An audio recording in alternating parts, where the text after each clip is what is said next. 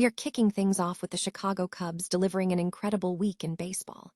Michael Conforto has shown his bat is firing on all cylinders, hitting for a .500 with a home run against the Reds last Monday, proving he is earning that crucial playing time. Then we look at Michael Busch, who has had a roller coaster year, but he's showing flashes of his former power, hitting a home run and 6 RBIs in a big performance last week, reminding everyone what he's capable of. And finally, Shōta Imanaga is absolutely on fire, flashing the form that earned him an all-star selection, showcasing a terrifying strikeout rate and dominating the batters he faces. Stop using your finger for notes, sketches, and edits. This Jam Jake stylus pen gives your iPad a smoother, more precise writing feel with palm rejection so your hand can rest naturally on the screen. It charges fast, works for hours, and comes with replacement tips. Perfect for school, work, or creative projects. Check the link in the comments to grab it on Amazon. Next up, we turn our attention to the Cubs pitching staff and the crucial need for upgrades at the trade deadline. With Cade Horton and Justin Steele sidelined by elbow injuries, the rotation is in serious trouble, and we are looking at 3 elite starting pitcher candidates the Cubs absolutely must pursue.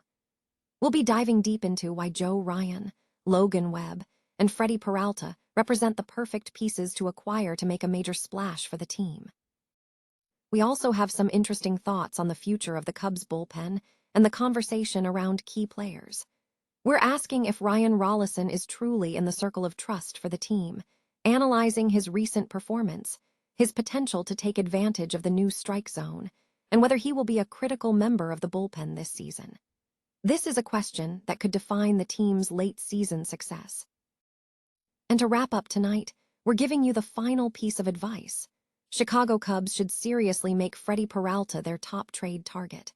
We'll break down exactly why this free agent fits the profile of an elite starter and what that move could mean for the team's playoff aspirations.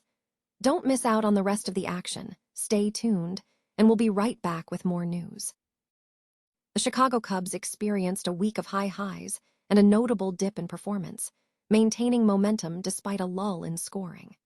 The team was the hottest in baseball for much of the week, securing victories in their first 5 games against the Reds and Rangers, extending their second 10-game winning streak to 15 wins, and solidifying an 18-5 record at Wrigley Field in 2026. However, the team failed to score any runs in the final 2 contests. Key player performances highlighted the week's dynamics. Michael Conforto found his rhythm, receiving playing time from Craig Counsell against the Reds and Rangers, batting .5005, 88143 with 3 doubles and 2 home runs, including a homer against the Reds last Monday. Conforto has clearly earned increased opportunities.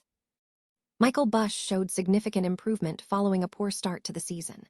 While he posted a .348 500 line in his initial outing, his recent performance has been strong, with his statistics over the last 26 games showing a .30241447 line, including 6 doubles, a triple, 3 home runs, 17 walks, and 21 RBIs.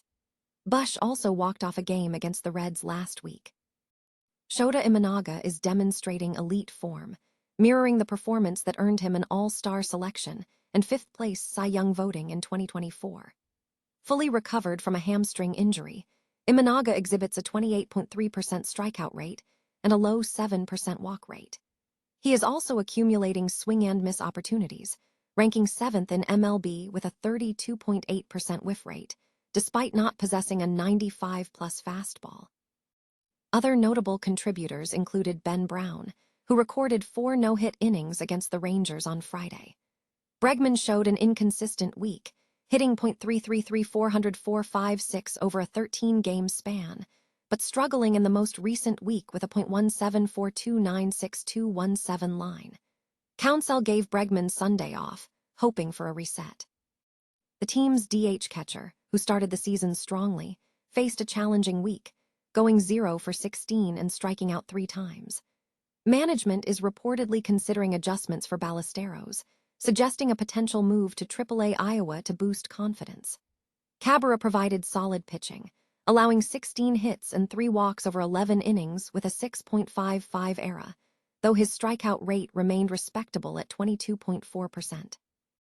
there is ongoing speculation that the Cubs may be managing Cabrera's workload to ensure his health moving forward. The Chicago Cubs are urgently seeking an elite starting pitcher via trade before the deadline, as their current rotation has been severely hampered by injuries. Star Cade Horton is out for the season following elbow surgery, and Justin Steele has suffered a setback in his elbow injury, leaving him sidelined until at least the All-Star break, with nearly 18 months elapsed since his last MLB appearance. Adding to the woes, Matthew Boyd has also experienced multiple stints on the injured list in a short period. While players like Colin Rea, Jameson Taillon, Shōta Imanaga, and Edward Cabrera, alongside a healthy Boyd, form a feasible regular season rotation, the team requires a significant splash move for playoff contention. 3 specific starting pitcher candidates have emerged as prime targets for Chicago. First is Joe Ryan, a free agent following the 2027 season. Ryan excels at striking out opponents and limiting the long ball, skills the current Cubs staff struggles with. Given his status as a free agent, a trade package involving Matt Shaw and prospects could be attractive to the Minnesota Twins. Second is Logan Webb, a fan favorite who has been linked to the Cubs following the San Francisco Giants trading catcher Patrick Bailey for prospects. If the Giants pursue a full rebuild, Webb could be dealt, making Chicago the ideal destination for him to find playoff success. Finally, Freddie Peralta represents the best-case scenario. As a free agent after this season, his asking price from the New York Mets is expected to be reasonable, suggesting he could be a rental. However, Peralta possesses valuable playoff experience and the ability to miss bats, qualities the Cubs desperately need. Furthermore, the organization has the financial means to offer him an extension, mitigating the risk of him being purely a rental. BCB After Dark continues its late-night gathering spot, hosting fans, night owls, and early risers for conversation, music, and movies, with no cover charge and a casual dress code. The venue encourages discussion on various topics, from baseball to pop culture. The evening featured a postmodern jukebox performance, showcasing ABBA's Dancing Queen, reimagined as a 1920s hot jazz number by Scott Bradley, Gunhild Carling, and Aaron McLendon. The program also delved into the film Dillinger, a 1945 Poverty Row production starring Lawrence Tierney as John Dillinger.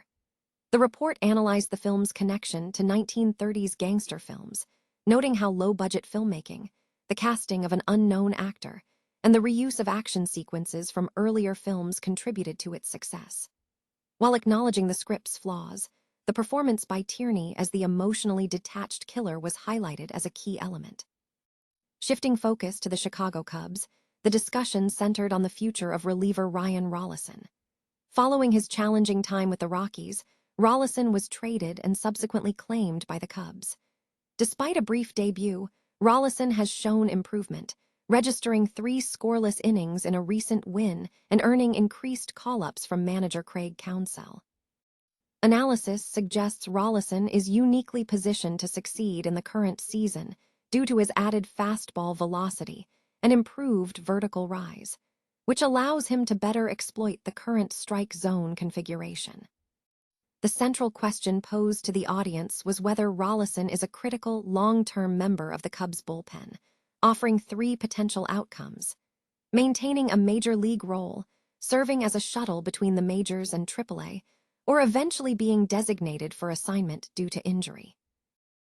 The Chicago Cubs are reportedly looking to target Freddie Peralta as their top trade acquisition. This information has been highlighted by KGW. Further details regarding the trade speculation are expected in upcoming reports.